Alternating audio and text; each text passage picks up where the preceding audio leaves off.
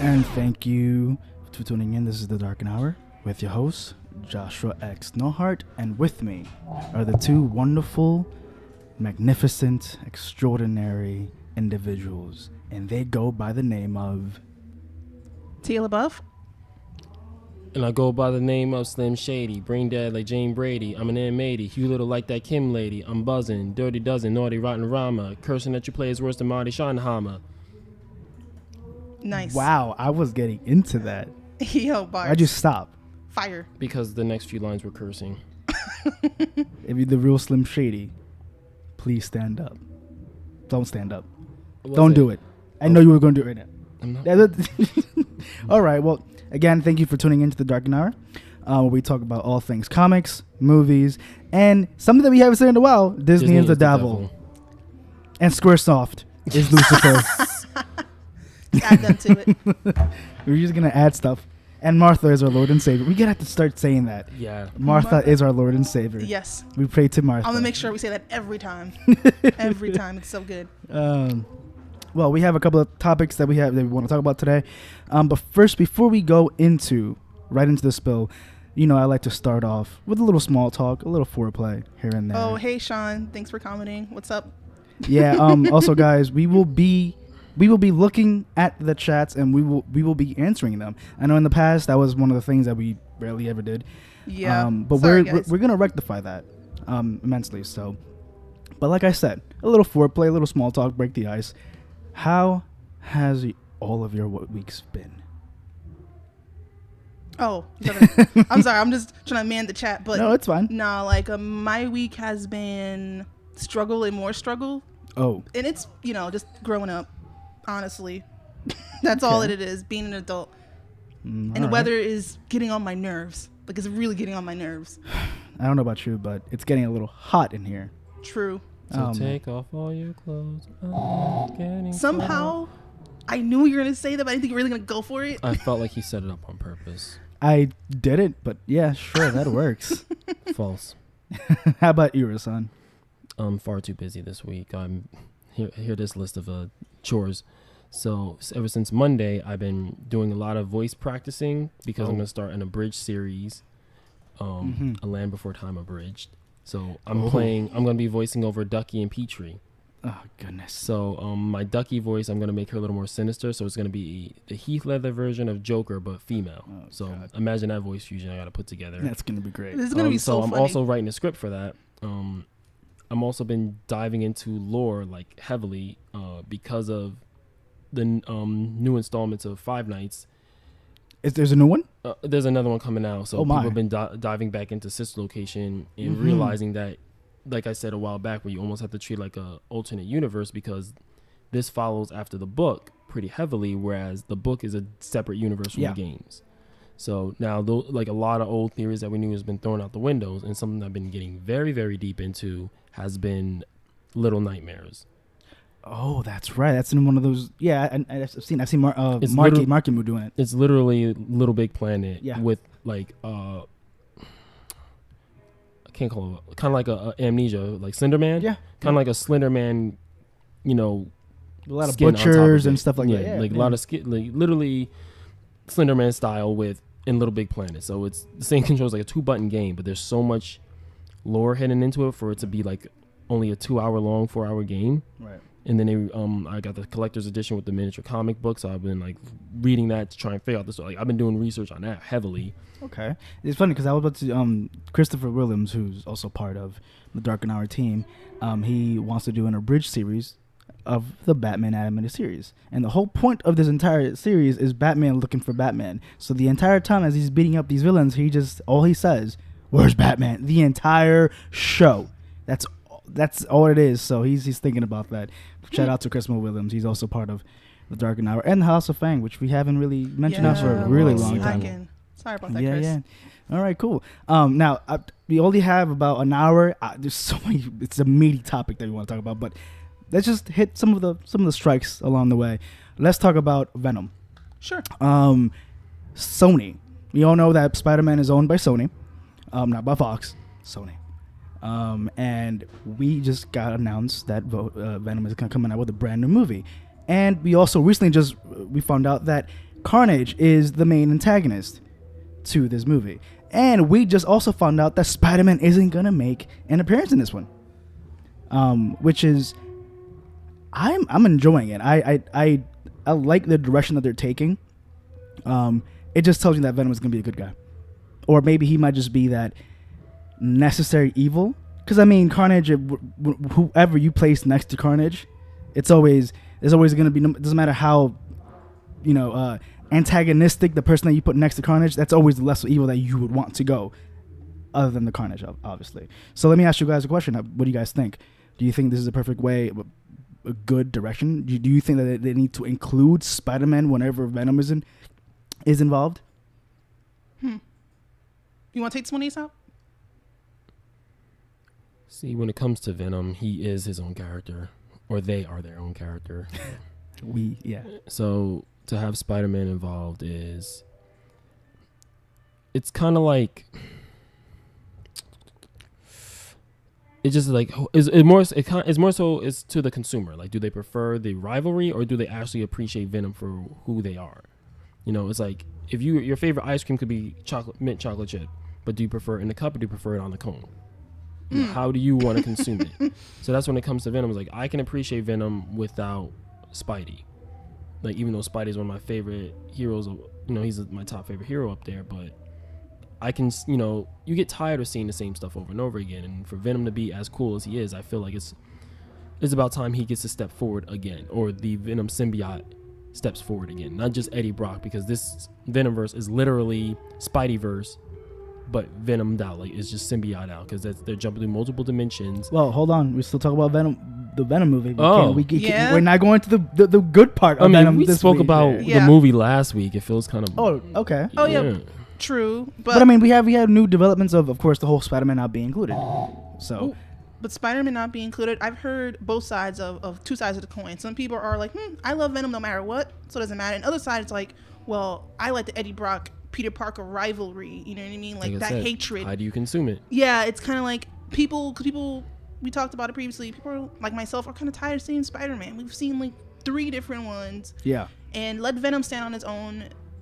And it is an odd thing to have like a anti-hero / villain to have its own film, but to be new for Marvel, or excuse me, in this case, Sony. So we'll see where it goes. I like a villain or an anti-hero. It's going to give me a different, fresher take. Right. And Spider-Man's got its own thing already. Let him have it. But even so, I can see where people come from when he needs to be involved, because I feel the same way about a lot of films. Like, I'm tired of seeing Batmans. That's why I'm glad when Batfleck came about, he took a back seat technically.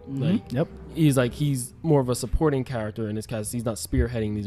He's not spearheading a Batman movie. It's like, okay, this is a group movie where I shine a little bit, but I'm not taking it over. It's like, he's kind of doing like the Iron Man role, where like, yeah, I can steal the show when I'm on screen, but it's about this character. It's about this and that and the third.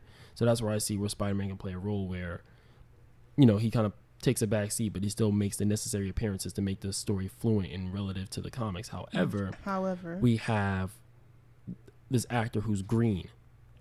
Wait, now Venom is Tom Hardy. Yes, and he can carry the movie himself. Exactly. I'm pretty he has good. A star power. And that's where I was getting with. That's like we have this new Spider-Man actor who's green. He's brand new. Wet behind the ears. Yeah, very much. That's so like 20. I mean, at least he has some experience behind the camera. I mean, but then again, when it comes to, you may have experience behind the camera, but then you have experience behind the camera as a comic book character. Also, that's a whole different to genre relate to on the its own. chat. Sean says, I do not mind not seeing Spider-Man in a Venom movie. Yeah. There's that healthy population. I'll be like, I don't really care. Yeah. And I'm surprised that people don't care. A lot of people really ride in that Spider-Man train. Again, we're just tired of seeing Spider-Man. We've seen what? Like, there's like 3, 5. It's going to be this is what, the 6th Spider-Man movie? 6th one. Ooh. Yeah. Because there's 3 of Tobey, and then 2 Andrew. And then this is the 6th one. Not counting the Civil War when he just also came in at the end.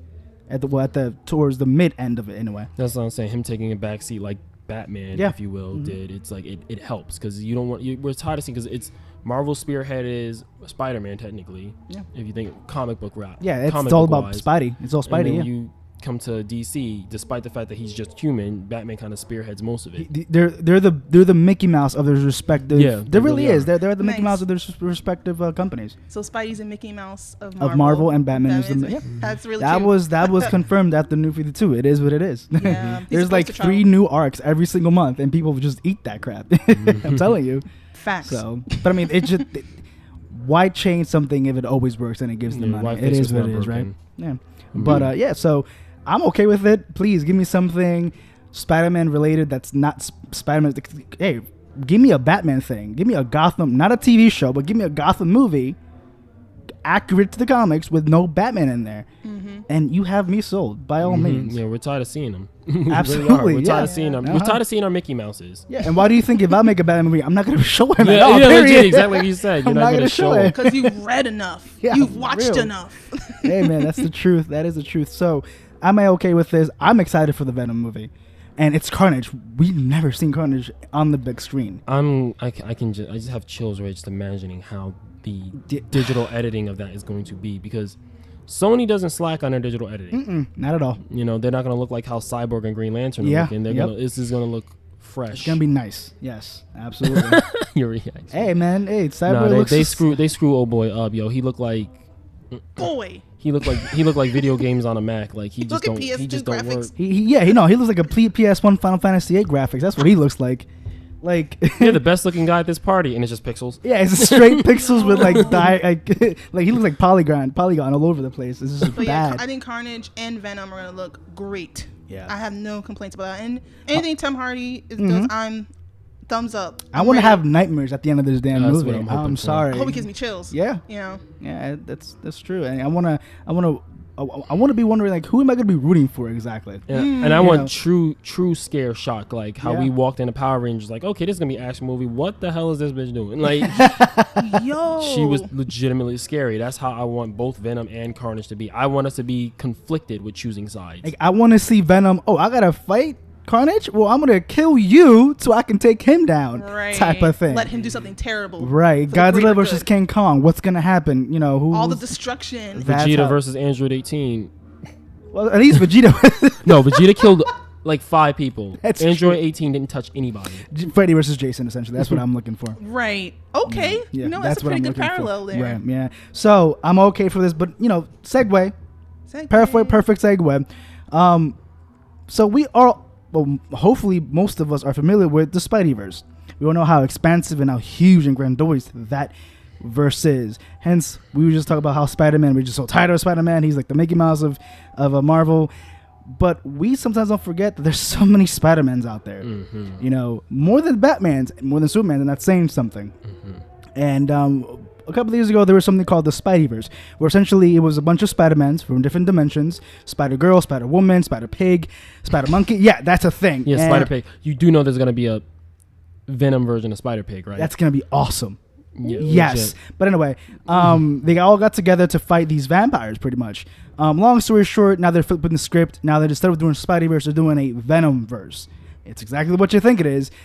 The symbiotes are going to be on other individual Marvel characters. You name it, it's going to happen. So issue number 1 came out last week, Wednesday, and the number 1 that we got was one shot, which is the beginning of the Venom-Verse, which is called Edge of Venom-Verse.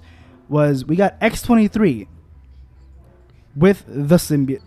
And this isn't just X-23 like before when we had Red Hulk. This is the X-23 after she took the mantle of Wolverine. Yes, that's right. That's something people need to understand, that because after the death of Wolverine, the old Logan came through, but as that was happening, she took the mantle of the Wolverine that died. Mm-hmm. Yeah, so this is Wolverine symbiote.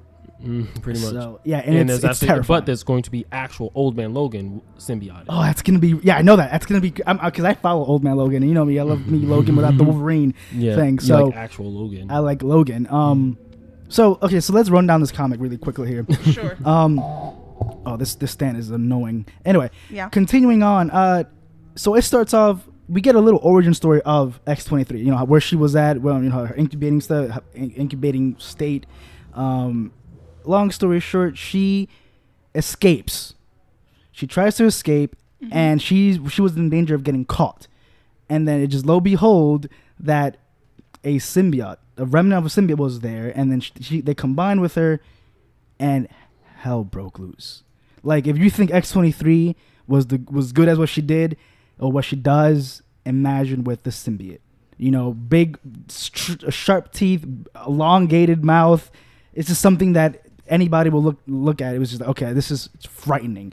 And then she escapes, and then she meets up with these misfits, I would say. These homeless kids, pretty much. Right. And reluctantly, because, you know, she has the venom, she has the symbiote, and then, of course, the symbiote's going to always, you know, tell her, kill them, you know, you don't need them. But she, despite of all that, she's able to tone it down, shun it, if you will, and gets attached to these individuals. And I'm guessing like weeks passed, or days or weeks passed, and they got together. And surprisingly enough, in the next scene when they're all, you know, getting chased, she gives them parts of the symbiote. That is terrifying. That's like some Tales of the Crypt type of thing.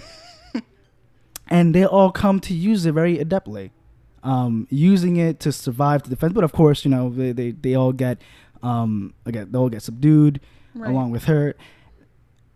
But the ending of this issue is what struck me the most. We all said that this is a Venom-Verse with every Marvel character with the symbiote, and then who shows up at the very end to, you know, help X-23 out? Good old Hail Hydra, Captain America. Captain Venom. Captain Venom. And Don Black, mind you. Yeah, I'm like, how? Yep. And he's there, you know, get up, soldier, straighten up that back, you know, but Stars and Stripes. Yeah, pretty much. But put it in more sinister Venom voice if you can. Sorry, that. All right, Ryuk. Wow, you know exactly. Of course, I've seen it. That's something that you cannot take out of your head. But yeah, so I'm guessing the next one shot, because, you know, the Edges I guess series, the Edge series, are all one shots of, you know, preparing the way for the main storyline, which is the Venom-Verse story. I'm guessing the next one is going to be Captain America one shot. Maybe. I mean, there's so many characters. Have you seen like the main roster lined up with each other, right? Like I haven't actually. Have not. I think Gwenpool's going to be like. Yeah, Gwenpool. Yeah, she's been the most advertised right now. Yeah, that she's going to be. That's terrifying. Some of the other ones. You should see the Iron Man symbiote. Oh my goodness. And even cuter, in Old Man Logan, there was the Venom T-Rex. He's in it. Right. Wait, the Venom T-Rex is back? Yeah. I'm sorry, he killed both Punisher and Daredevil. That's like the most broken Venom I've ever seen. He's officially a Venom character, so he has to be in it.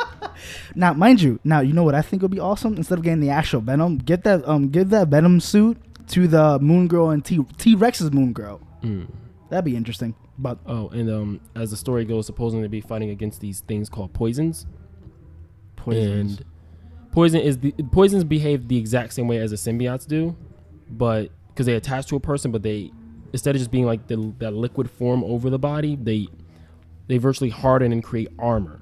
So they're like more defensive than this Venom symbiote. So that way they prove to be true threats, which is why Venom-Verse pretty much needs to happen.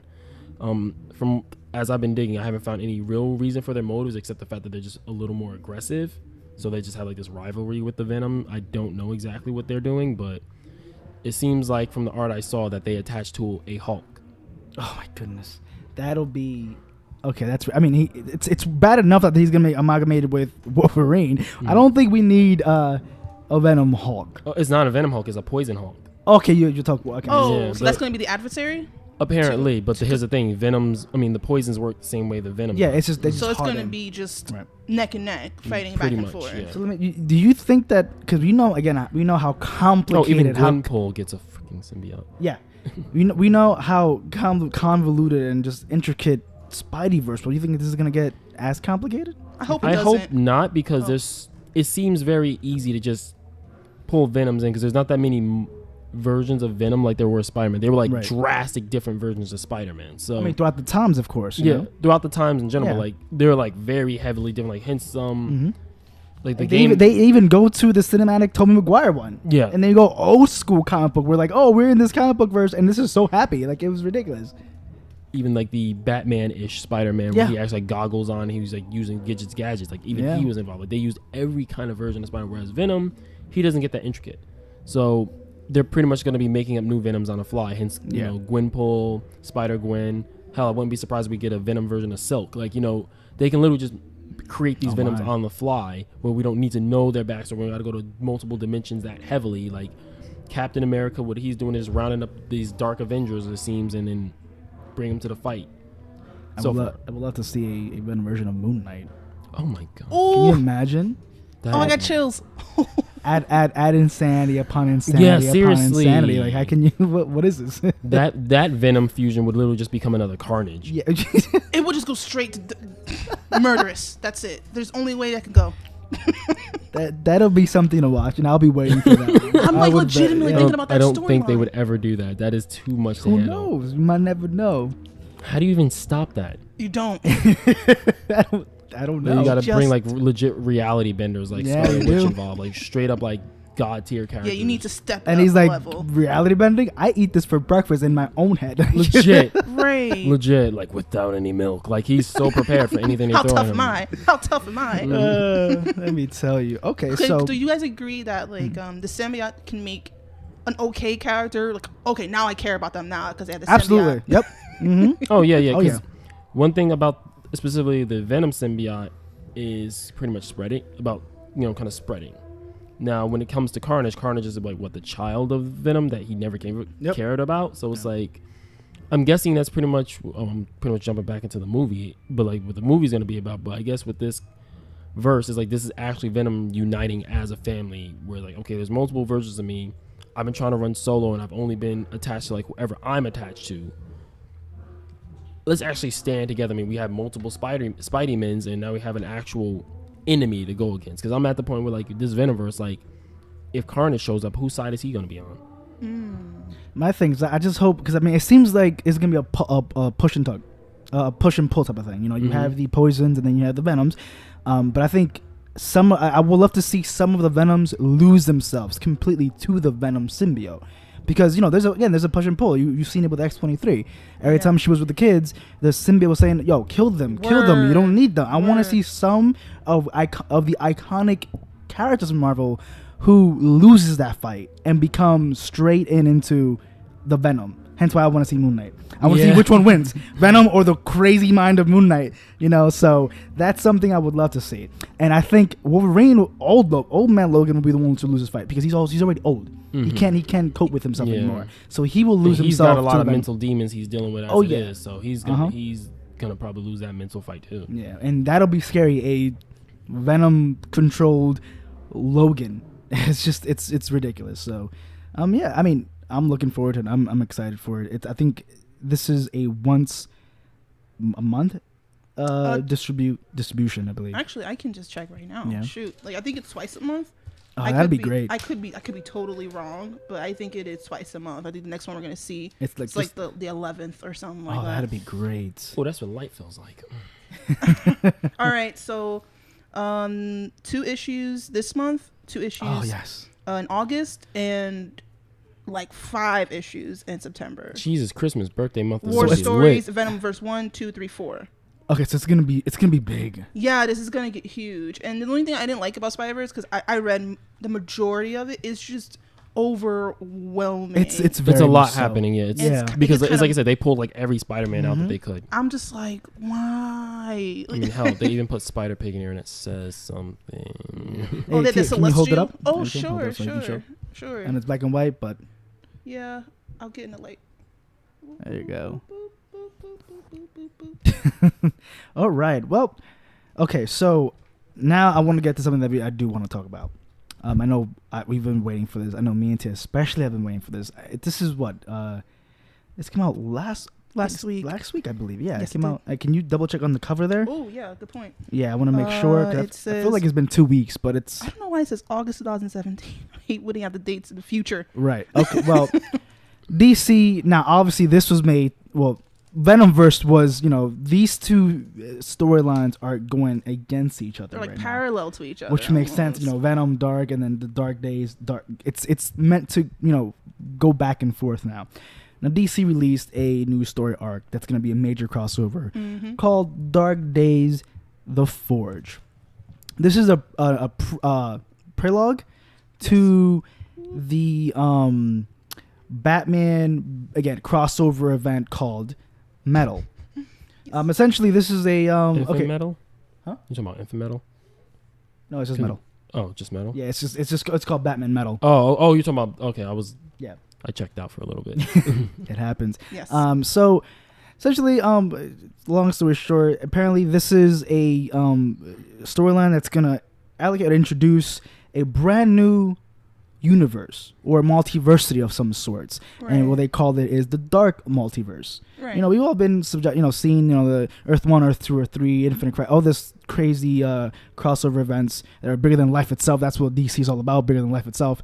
But in this story, we hear something of something that we've never heard before. Is the Dark Universe, Dark Multiverse, whatever it is, and rumors have it that in this Dark Multiverse, we're going to see different versions of the Batman. I guess it's a universe inhabited by different versions of the Batmans. Batman Wonder Woman, Batman Superman, Batman Doomsday, Batman Green Lantern. Amusing, of course, Yeah, we're all tired of seeing the Batman. But Batman is Mickey Mouse.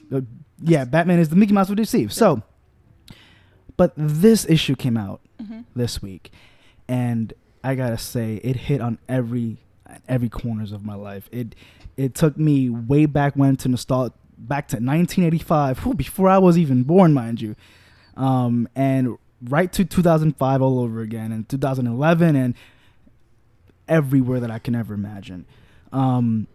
It's written by Scott Snyder and drawn by a lot. You got Jim Lee, you got Andy Kubert. Oh my gosh, Romita Jr., Williams. They just a whole team here, an all-star cast. Go figure.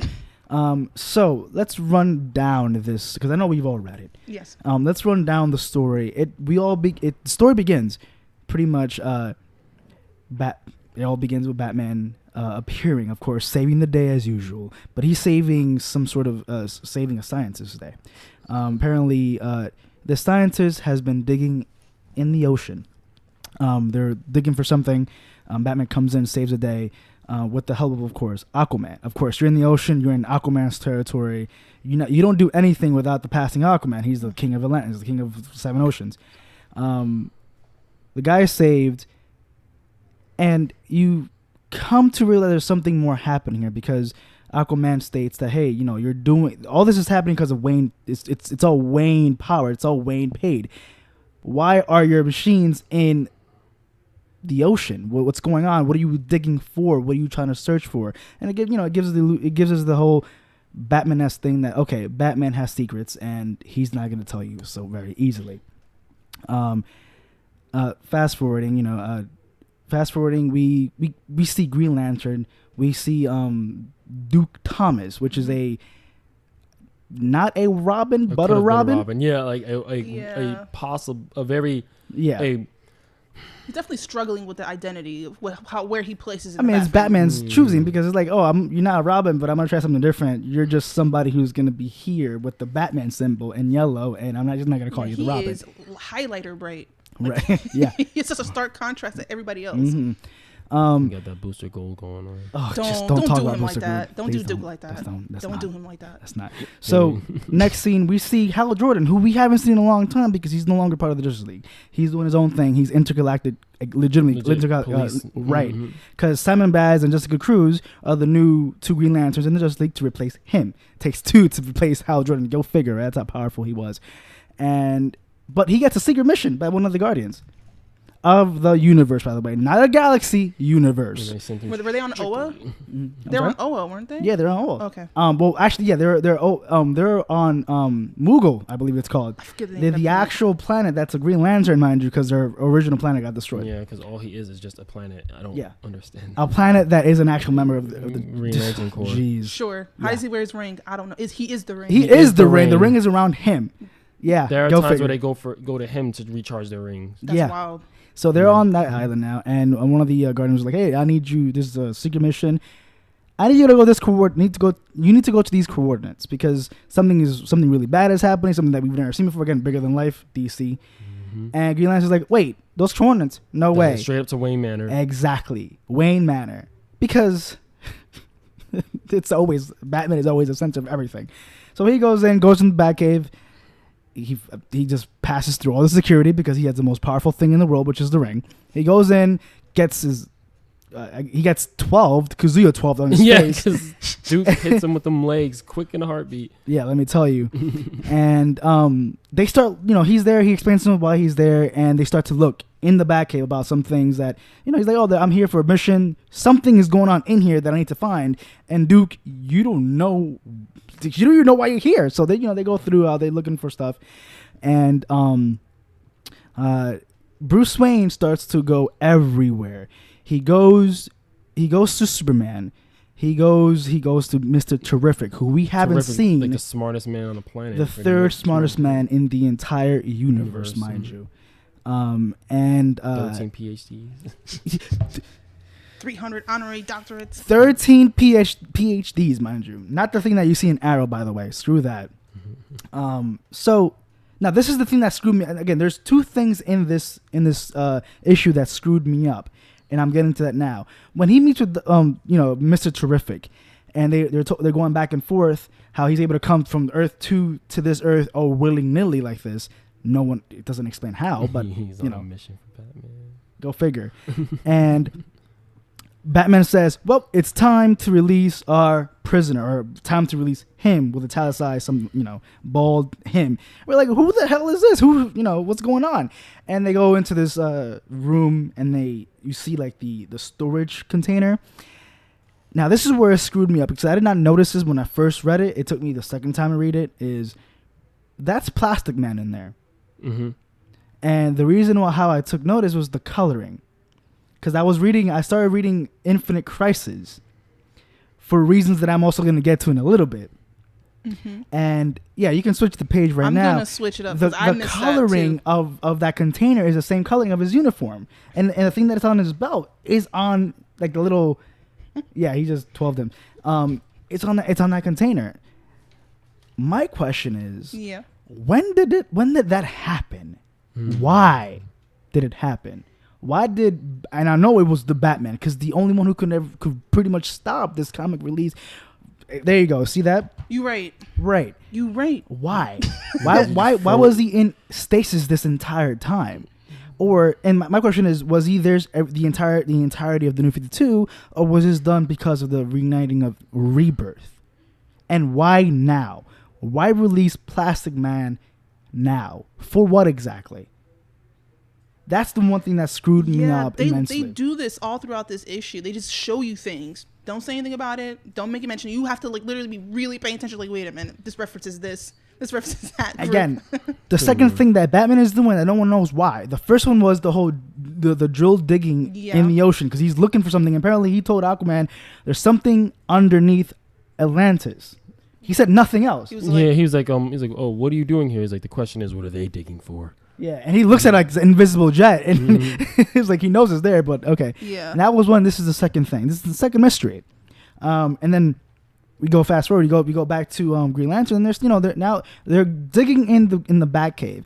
Then they find something in the Batcave. They find another cave in the Batcave. Secrets within secrets, mind you. So they go in, and once they go in, a voice starts to speak to them, both Duke and Hal Jordan, as if they were guiding them. Can I pause you for a second? Yeah. They show a picture of Batman's Black Ops team.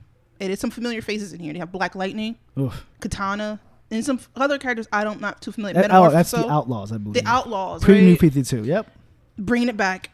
Pre-New 52. One more example of them that you think we don't care about continuity. You think we don't care about the past. And again, this is Rebirth way of meshing both Pre-New 50. Yeah, exactly. Convergence. Right. We don't know if they're alive or they're dead.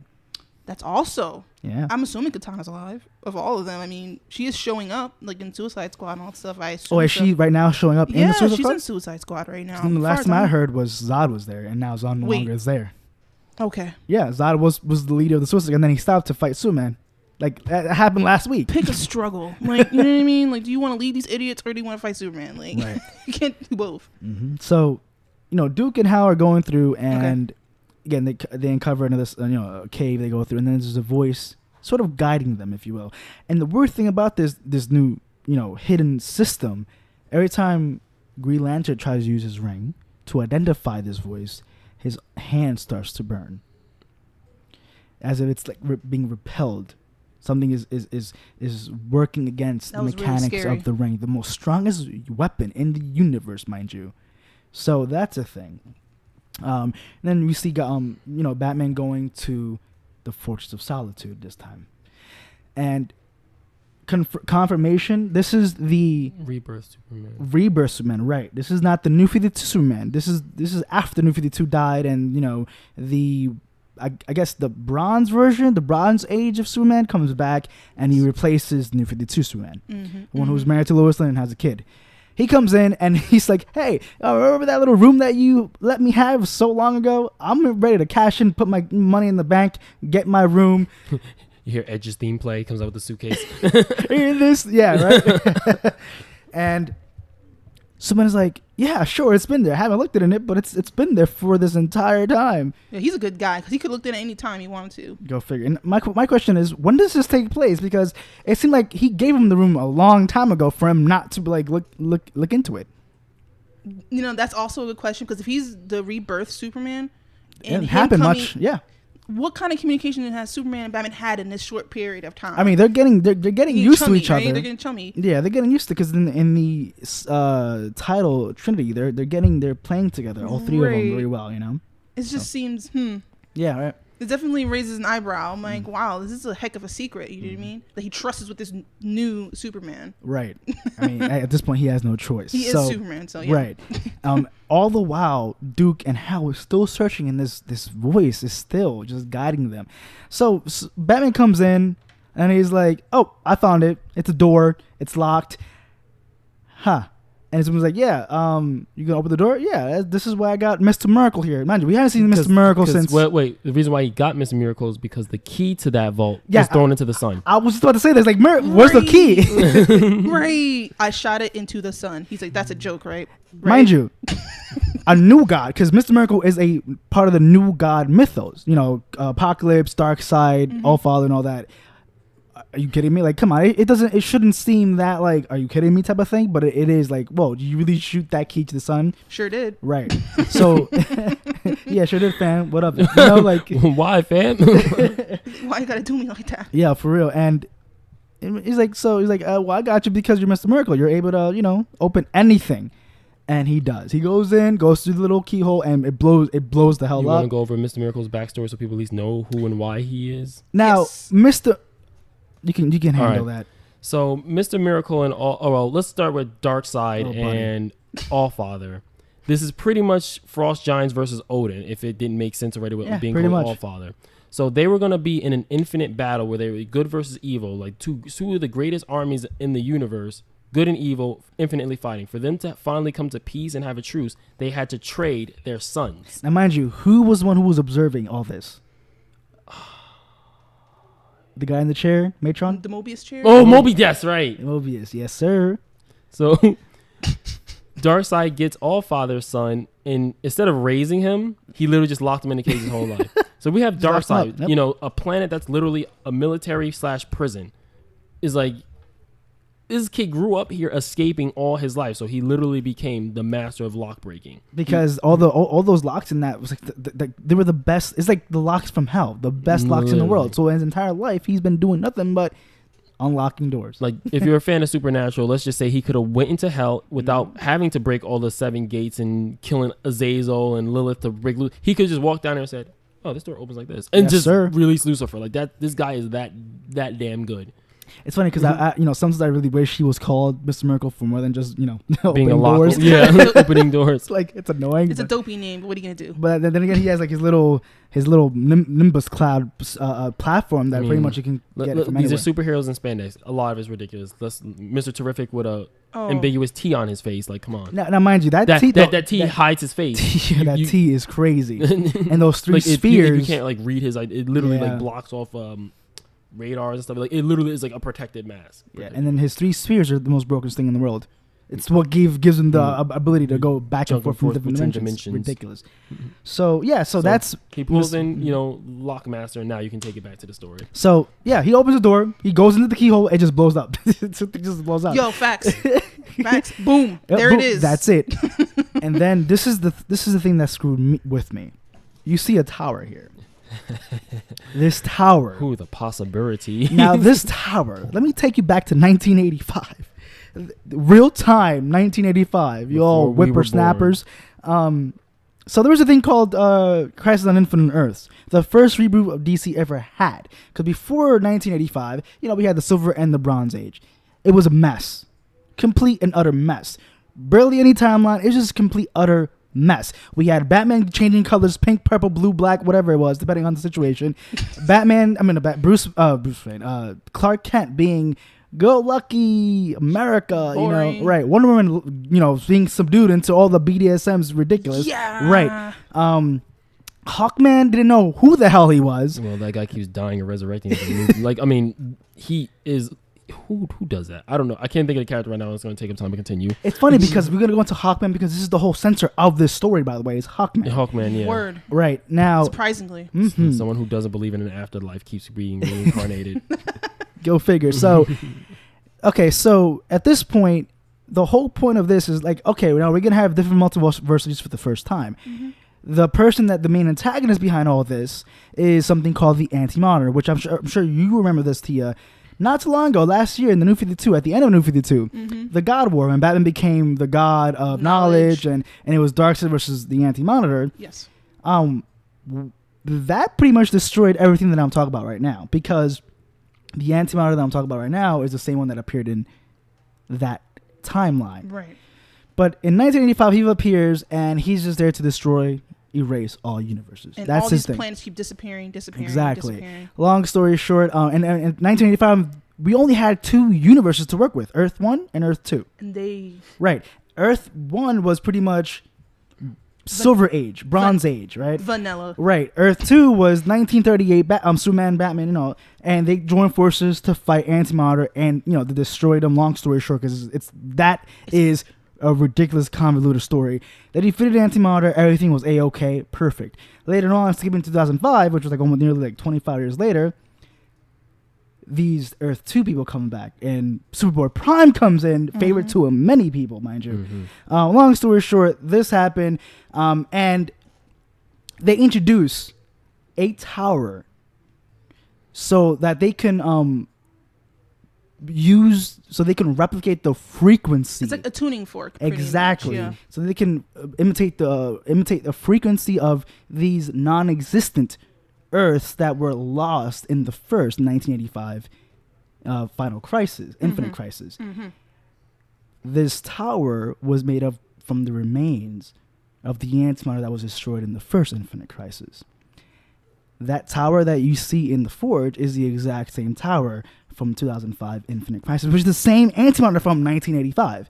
Question is, then who the hell was the Anti-Monitor from the end of New 52? That is still canon, mind you. Is it? But it can be a different Anti-Monitor. Again, multiversity now. Multiversity makes the possibilities. This is literally multiversing, because multiversing the multiverse. It's like the information that they have from other worlds, it can generate a copy of it. Right. And that's possible. Yeah. Because of the remnants of Flashpoint. Yep. Wally West is back. We know Dr. Manhattan is still behind the scenes doing whatever the hell he is doing. The Doom Clock, the Superman Watchman Doom Clock. Well, now it's Watchman Doom Clock is ticking by. Superman is gonna die. It's gonna that Manhattan versus Superman thing. They took Batman out of the equation because that was the whole point. Don't know why Manhattan wanted Batman out of the fucking plate. That's how dangerous Batman did. Is. Yeah, he Scott Snyder already confirmed it. He wanted him out. He succeeded. My question is, how and why? How is that tower in there? How did Batman was able to move it? Right. How was Superman not even Lucius Fox? Brains of the operation. Excuse me. I don't think not even Lucius Fox knows.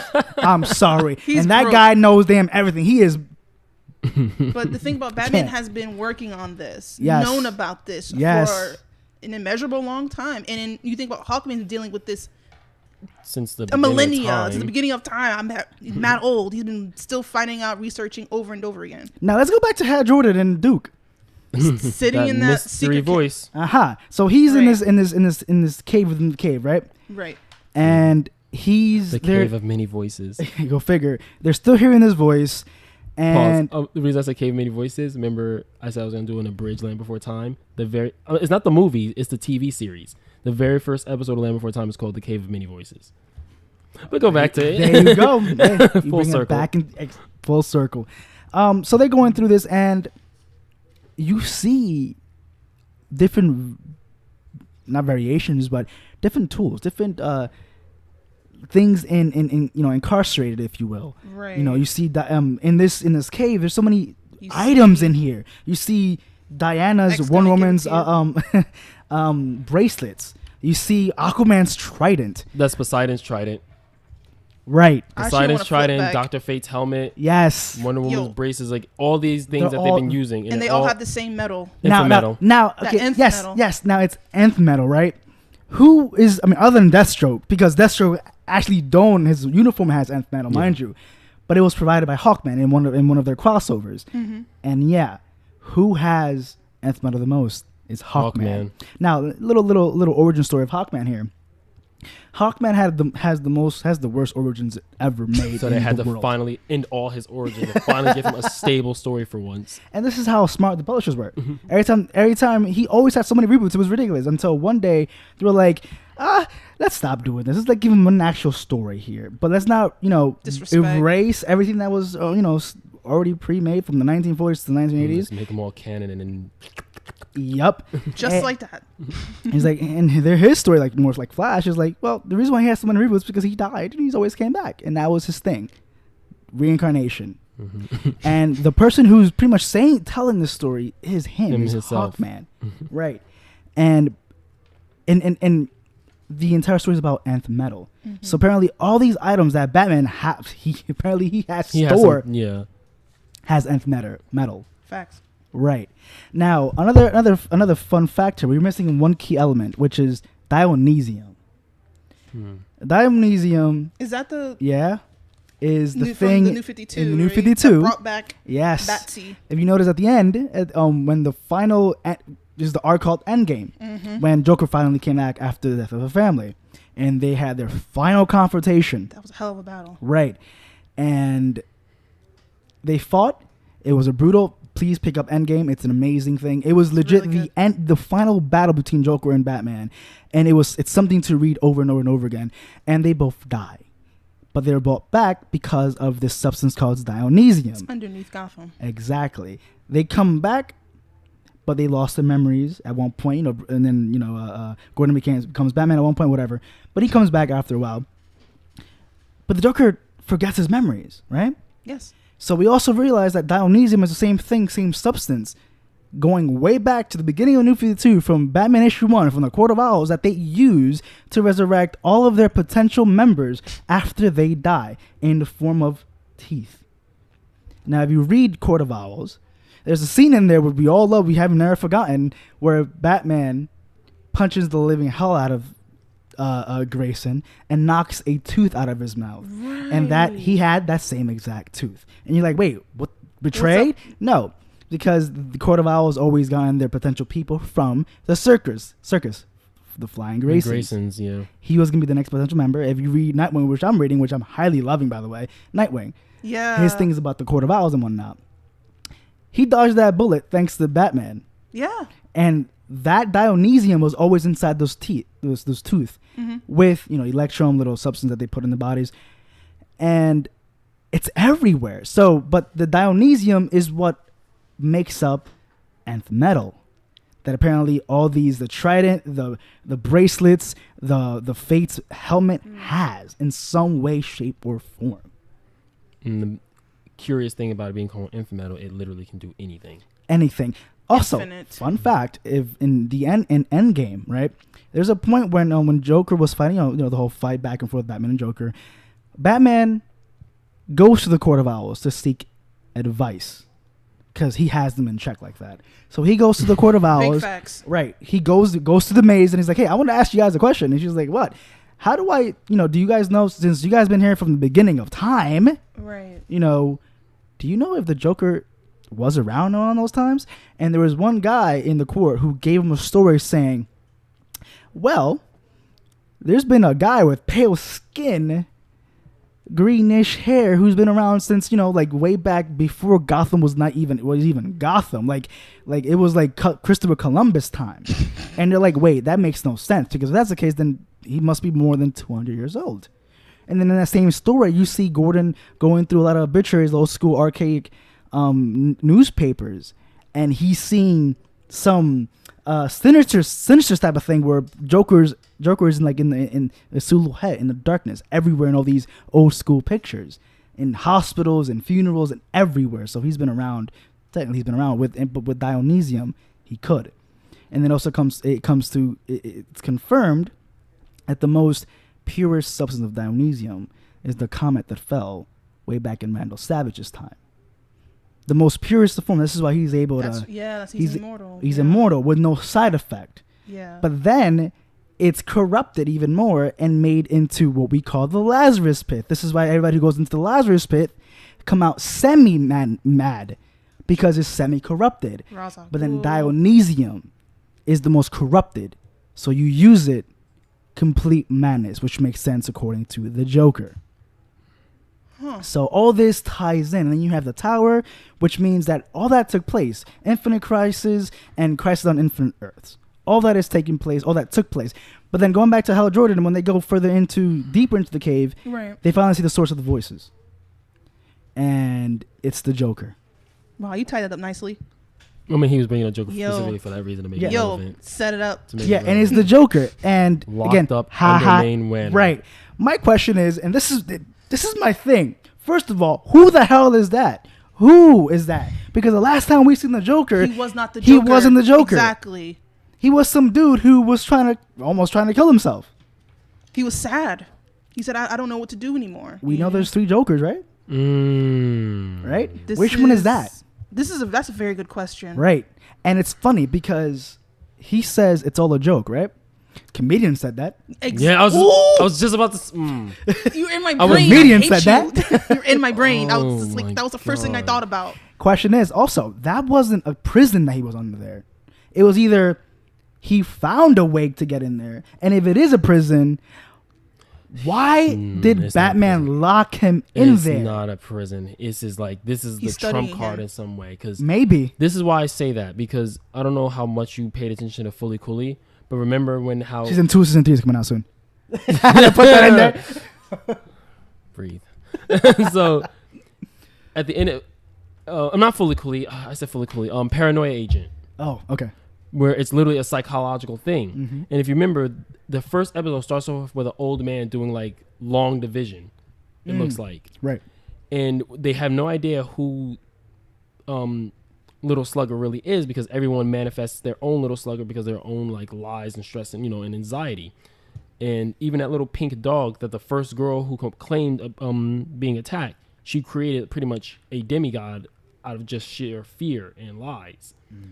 So the entire time that old man's calculating exactly what the source of this fear and this anxiety is, because everybody truly got amnesia after they got struck by their fears. Their fear actually manifests into this little boy who would assault you at night with a golden bat and hit you over the head.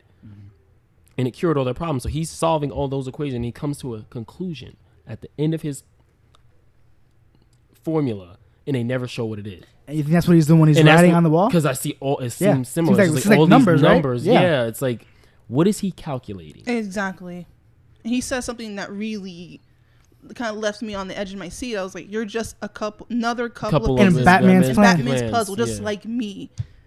So this is a plan. There's something about him that he wants to study and understand. So wait, as to why are you existing here? My thing is, when I know the Joker is gone. My thing is, he says Batman's plan. He doesn't say anybody else's. As Batman is the bad guy in this.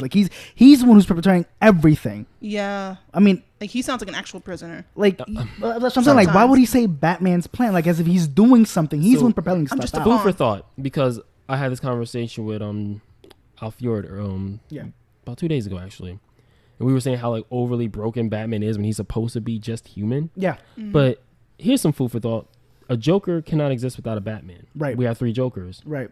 No, I definitely. No, I'm sure of this. I'm at the point where Batman is not necessarily another Batman. Batman himself might actually be another Manhattan. I mean, that can be a Batman version of a Manhattan, mind you. That can be something. But I'm thinking more of another version of Manhattan. Hence why I need to take down Superman, but I need Batman out. Why would you need Batman out unless he can somehow obtain the same power you have? Which kind of corresponds to what happened in the God War when he became the god of knowledge. Makes sense. Take him off because he can't. Like you said, Batman's way more broken than what he should be. Yeah, he's gonna pose a threat, mortal or otherwise. Exactly. He will get that power eventually. Now let me hit on you guys with this because I've seen this on other forums that this is just a good story because it comes back to, again, because we spoke about it before the show came on.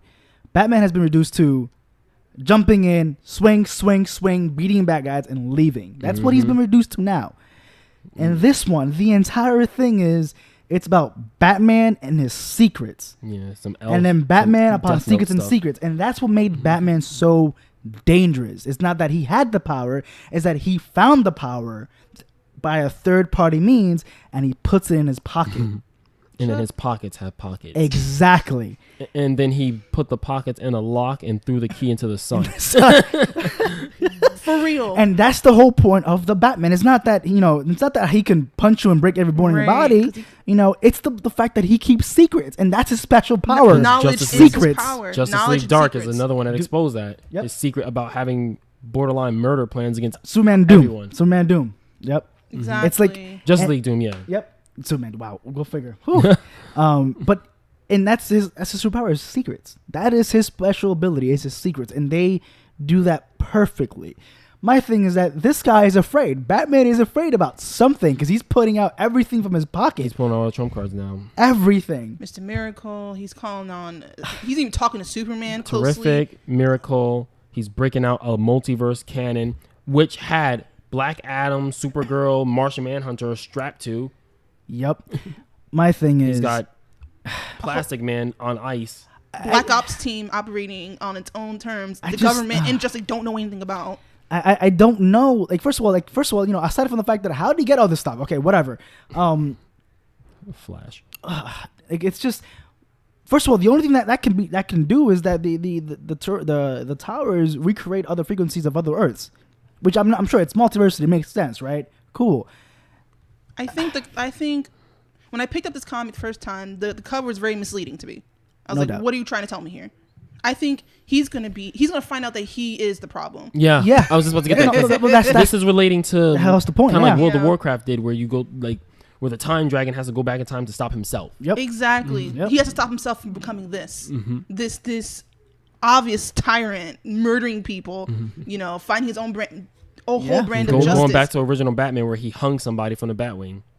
There you go. Yo, I mean, this is a terrifying cover. I'm just like, this. He is the problem. I think he's gonna see something that shows what he's gonna become. And he has to neuter his possible evil side. Take himself off the table. Take himself out of the game. And I hope that for him to do something, he has to go and cross his own rule that he always never wanted to go through. It's to kill. To not kill, I guess. Right. To kill for the greater good is what it's going to come down to Batman. Because if he knew he was going to become this way, he's going to have to pull out all the stops. I mean, what do you do? He's got to end himself. He has to completely alter the timeline, although this doesn't happen. So because he knows his friends. He killed himself. Let's undo that. Yeah. Undo it. Let me tell you. So I'm gonna be fast because he's there. He's there in this world or whatever, where there's this statue erected. He is there looking at it. So he's coming into this to take his future self out. It's funny. It's funny because the cover it's a statue of what looks like a Batman. It looks like a Batman, but it's not doing the Hitler. I mean, don't not fist. Right, the Hitler fist thing. Yeah, the Hitler fist, technically, right. And you got the bat lights everywhere. And the bat lights everywhere, right. It's flags. It's obviously it's post-apocalyptic because everyone's in rags and stuff like that. It's like Batman's version of Old Man Logan or something. Yeah, pretty much. Oh, right. That's exactly what it is. Right. He's the one who just ends up destroying the Justice League anyway. Yeah, so but like it was necessary. Let's not forget though. This is at the very core of it though. It's the origin story of the Nth Metal. Right. Because no one ever just described what it came from. It's just there. Hawkman had it, and because he was resurrected over and over and over, we don't really have to explain what the Nth Metal came from. Exactly, and they connect to everybody else. Yeah, and that's the thing. It's everywhere. It's essentially the entire thing. that everyone uses. I don't, and obviously it has. I mean, it's has magical properties because if it's on Diana's bracelets, it was made by the gods. It's literally like god material. Let me tell you, it's like the god's metal, pretty much, and it happens to find its way on Earth. But it really wasn't, because at the beginning of the book, there was a spaceship. The spaceship was made of the Infinite, and that's where it started. That's where he got it from. So the real question is, where did the alien technology come from? Because not even Darkseid is rocking this, and this guy's got everything. Right. That's a very this is really dense. But I would recommend this to someone who's done their homework. Oh yeah, Dark Days the Forge is not beginner read. Too much. Yeah, it references. There's things in it that I'm still unfamiliar that I had to go back and literally look up. I had to wait. I had to look up other blogs, like who the heck is this? Who the heck is that? So this is definitely for the experienced reader or someone who wants to dig deeper into the past. The people who are like attached to the tower, I don't know I couldn't make out who the farthest to the left was past Black Adam. Right. I don't know who that is. You're just like, okay. Point is, if you guys, I mean, it's not really necessary to read everything, but it helps. If you really, it really does help. So read Infinite Crisis. Short. Read Crisis on Infinite Earth, which is a 1985. The art is a little flanky. The dialogue, it's old. It's 1985, and then 2005 Infinite Crisis with Superboy Prime, which people love. Mind you, people love Superman Prime for some reason.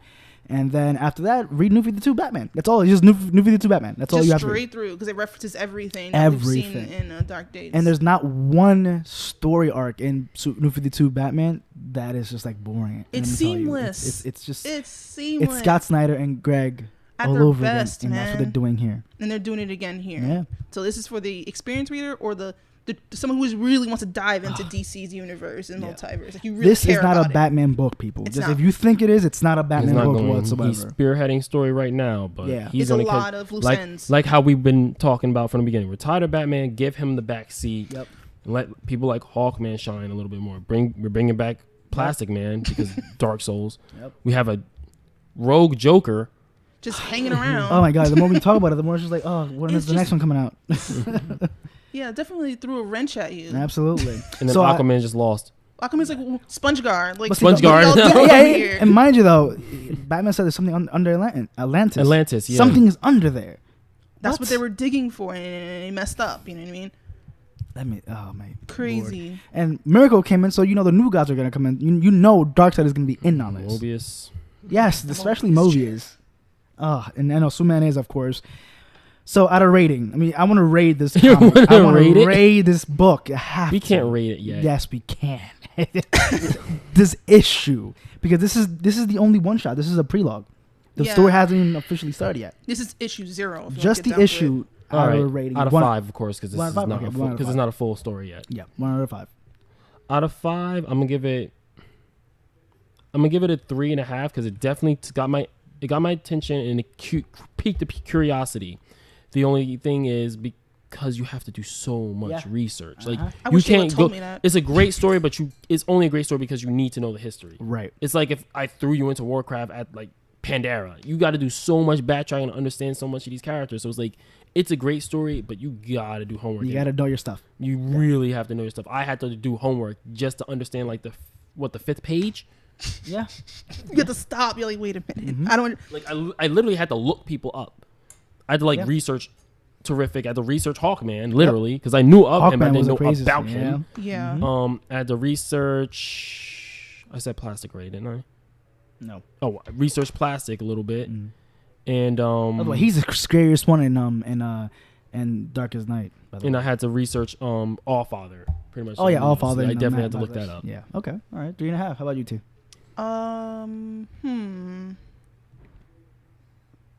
I want to give it, because you're right, you said ton of research, ton of just, I don't know who the heck these people are. I don't want to read this too fast.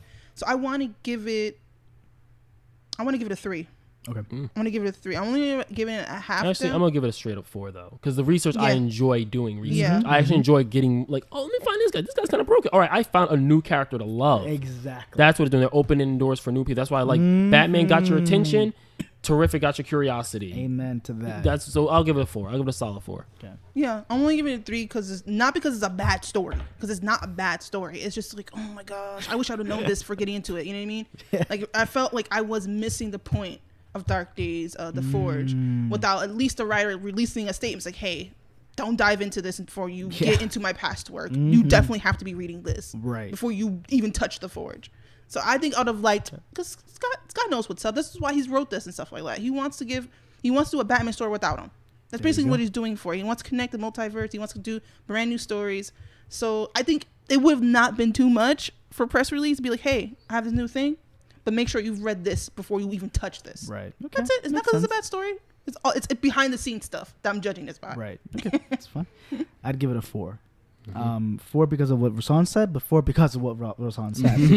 It can't be a 5. Both things that I said. No, because like, okay, so 4 because Scott Snyder has been what 4 years in making this story. They've had the story 4 years ago, and they were leading for this 52 issues before they were leading to this, and they gave you little hints and nuances throughout the entire time that you can only catch if you read. But because you have to read, it's a little frustrating after the fact. But also the fact that it makes you go to 1985 to research stuff. You didn't know. Yeah. Right. Yeah. But it's a good opening because it's like, all right, I don't know Mr. Terrific. I don't know Hawkman. Let me see if I can find some material. Oh, I like the Terror. Let me read it all the way through. It encourages people to read other stuff. And it'll catch on, hook up, and then before you know it, you've read so many DC books, you're like, oh, wow, I'm almost caught up. It's great. So a 4, also because it goes back to the Batman, the Batman that I remember. Detective. Don't come in, punch. I mean, that's cool and all, but real. it's legit Batman and his secrets. That's why he's so dangerous. We don't know what he has. Sure, he can't fly, but let's put it this way, he would know how to take you down. I mean, there's a Detective Comics last week that came out when he fought when he met Zatanna, the magical girl, and she was like, "Hey, I can turn you into a pile of snakes, right? Do you have anything in your utility belt to counter that?" And he's like, "Yep." And she's like, I believe you." So it's just like, it's the Batman that I know and love. Batman's a boss, right? And okay, so my question: a 4. 1 out of 5. What's keeping you from being a 5? The reason why I say it's not a 5 is because because it's tedious. You would need to know some of the stuff. I'm pretty sure that you can jump into this and you're like, what's the tower? Like, that's not a shock value. What's this container? That's not a shock value. You know what I'm saying? It's like reading Rebirth and not knowing who Wally West is, and then people making a big deal that he came back. It's like, what? Right. That's why I won't give it a 5. Because, again, you need to know your stuff. And this is what Scott Snyder was at the very least, hoping that you at least read his New 52 work in order for you to understand this. So, that's why I don't give it a 5. That alone gives it a strong 4. Because of that, it's a strong 4 out of 3. But because of that, it's not a 5, but a 4. Okay, that's fair enough. Dragon Ball Super. You can't know who's so hyped. You can't understand Frieza unless you watch. Right. That you got to go back in time and actually understand some of these characters who are making face. Right. And also, 2 things are happening in this book. One is dark multiverse. Something new.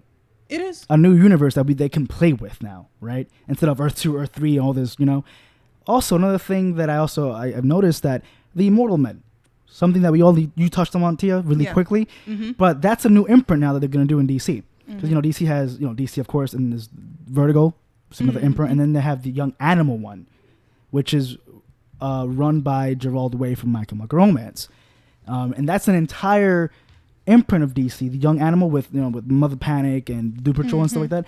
And this, they're gonna do an Immortal Man's gonna be a brand new imprint, right? For DC to sell and more stuff. So that's another thing that's happening. So a lot of things are happening. It's a brand new universe, and it's good overall. So give it a 4. All right. Yeah. So guys, pick it up.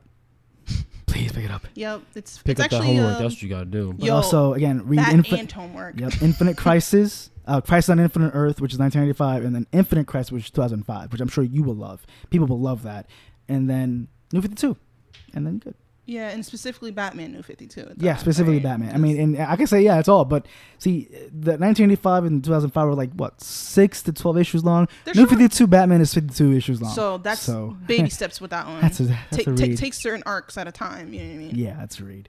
But guys, pick it up. It's called Dark Days, The Forge, is the epilogue. I don't know. I think The Forge won it over Venom-Verse. I believe so. Meteor. But only because, they went all in. they only showed one character. They brought all their stuff in, and then it's all coming. It's like that pyramid now. Everything's coming to this one peak. Venom-Verse is one piece at a time. It's the umbrella upside down. It's this little piece that's gotten spread because we've never seen multi-versions of Venom yet. Yep. I guess like a Venom-Verse new reader, no problem. Can walk into this. New reader. Just walk in. Just walk in. You can walk in. Just a little background on like Old Man Logan type stuff, which I'm pretty sure people did because hell, the movie definitely opened people's eyes to Logan. Yeah. And really, Old Man Logan's kind of the only thing that really matters looking at. That's it. Not much, and not even because and even in X-23 they tell you little origins. They even give you the paragraphs. They spoon feed you in Marvel. Yeah, and it's like, all right, you need to know a little something. So here's a taste of what's yet to come. All right, so I know I got a little loud because I was excited. I rambled because I was excited about this. I haven't been excited. This is gonna tie into the button. It has to tie into the button. The Watchmen button. It has to. It'd be disappointing if it didn't. I'm sure it has to be. You know what I'm saying? It has to be. And by the way, November is when the story arc of the button, the Watchmen Dark Manhattan, comes to full fruition. November. I hope it falls on November the 5th, and they include V for Vendetta in there. Toot toot, hype train. Oh yeah, absolutely. Bring in V for Vendetta and hopefully Booster Gold. Okay. Now you're just trying to make us both mad. Hey, they got Blue Beetle in there, so that's not Booster Gold anything. Please. Actually, I'm going to use that instead of an 86. 86 is like, oh, you're throwing in the garbage, or it's just damaged. Instead of saying that, I'm going to say it's Booster Golded. Booster Gold is trash, pretty much. Trash. It's Booster Golded. All right, guys. Well, I think this is the end of the show. Yeah. Yes, it is. I feel like I rambled on too much. We were doing decent time. We didn't go over too much. We didn't. Yeah, I was trying. Yeah, we're good. All right. Okay, guys. Well, per usual, I'm gonna go down the list of shout outs. Actually, no, you guys can take it. I have been talking way too long. I mean, you weren't here last week, so I think this is your punishment. Well, I think I've spoke a lot. Well, shout out to Speaking Man Radio for having us. Mm-hmm. Shout out to Jessica Lan Ramos. You did it again. You did it again. You did it again. All right, next time she sees me, she's gonna she's gonna kick you in the dick 1,000 times. She's gonna power bomb me. It's okay. Yo, she can Batista bomb me. It's fine. I'll be okay. I will take that. I would gladly take that L. All right, she can Batista bomb me amongst a lot of fangirls, comic books. That's it. I don't care. I'll take the L. Shout out to her. Yes, shout out Jessica Lan. She has an art book coming out soon. There you go. Oh, she has an art book now too? Yeah, like her independent work and stuff like that. So I think it's gonna really, the Bones Girls, where she does the long flowing hair and a skeleton. I think it's gonna look great. She's showing a lot of progress photos of her work, so I think it's gonna come out really good. All right. What was I gonna say? I forgot to say this, but I'm going back to the whole Venom thing. One of the writers of Venom is Todd McFarlane. Just to let you guys know. Mm-hmm. Spawn. Right. Mm-hmm. Yeah, Image guy. Yeah. Haha. But anyway, I just had to throw that in there because I actually felt. It made me just a little more excited for the Venom.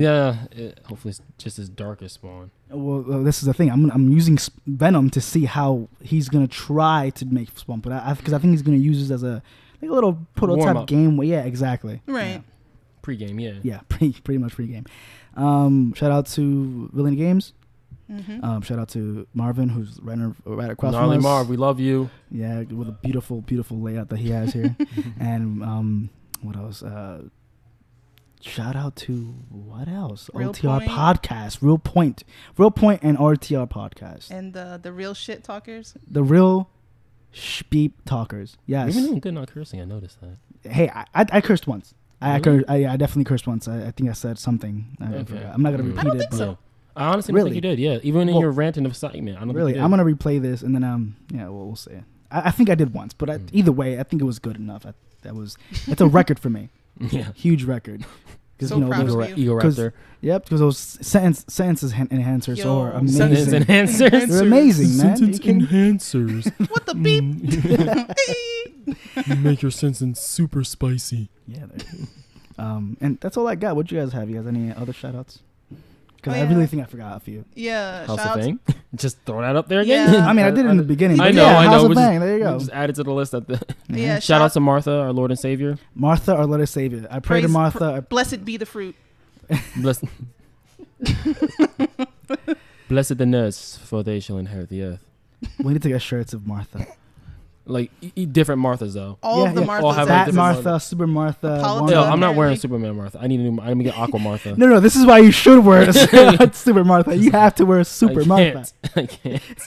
Yes. It has to be Super Martha. Okay, so shout out to the Fortress of Solitude is where I got these comics from. Amen. Also shout out to Joker's Child and Fairlawn. Yes. Let me think other places. That's it. That's it for places that we mess with. Yeah, we mess with. Midtown Comics, man. By the way, because that's what I get. Midtown. I've never actually been there myself. You've never been to Midtown Comics? No. All right, we doing this next week. For real, we're doing this next week. You've never been to Midtown? No, I never went. Oh, I'm gonna be so happy to pop that cherry. You have no idea. Stop touching my. Okay, so. All right, guys. So this is the Dark Hour. Thank you for supporting us. Thank you for listening in. All right, thanks, Sean, for the comments. Yeah, thank you, Sean. Pac-Man. We love you. And as the sun sets on this mortal world. As usual, guys, if you like this video, be sure to hit that like button. Leave a comment on what you'd like to hear us talk about on our next Darkened Hour. I'm Aesop the Alchemist. TL above. And Joshua X. Nohart. And we'll get back to you guys later. Cheers. Bye-bye.